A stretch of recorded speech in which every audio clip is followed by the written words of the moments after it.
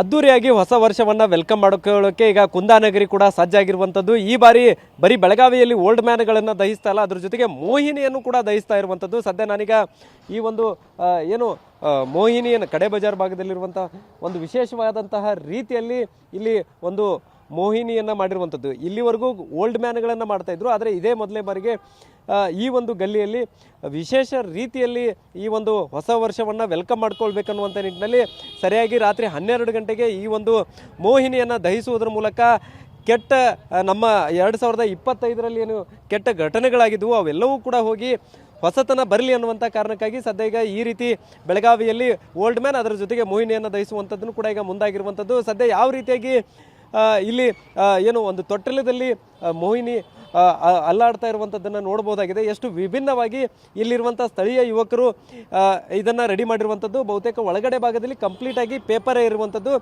ಮೇಲ್ಭಾಗದಲ್ಲಿ ಕೂದಲಕ್ಕೆ ಏನಿದೆ ಅದು ಹಗ್ಗವನ್ನು ಬ್ಲ್ಯಾಕ್ ರೀತಿಯಲ್ಲಿ ಬಣ್ಣ ಮಾಡಿ ಹಗ್ಗವನ್ನು ಬಿಟ್ಟಿರುವಂಥದ್ದು.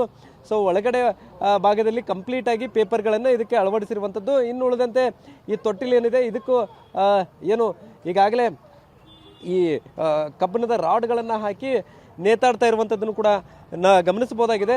ಸದ್ಯ ಇನ್ನೇನು ಕೆಲವೇ ಹೊತ್ತಲ್ಲಿ ಈ ಒಂದು ಹೊಸ ವರ್ಷಕ್ಕೆ ಕೌಂಟ್ಡೌನ್ ಕೂಡ ಸ್ಟಾರ್ಟ್ ಆಗುತ್ತೆ. ಸದ್ಯ ಇಲ್ಲಿರುವಂಥ ಸ್ಥಳೀಯರೆಲ್ಲರೂ ಕೂಡ ಕಾತುರದಲ್ಲಿ ಕಾಯ್ತಾ ಇರುವಂಥದ್ದು. 2025ಕ್ಕೆ ಗುಡ್ ಬೈ ಹೇಳಿ 2026 ಅದ್ದೂರಿಯಾಗಿ ವೆಲ್ಕಮ್ ಮಾಡ್ಕೊಳ್ಳೋಕೆ ಈಗ ಸಜ್ಜಾಗಿರುವಂಥದ್ದು.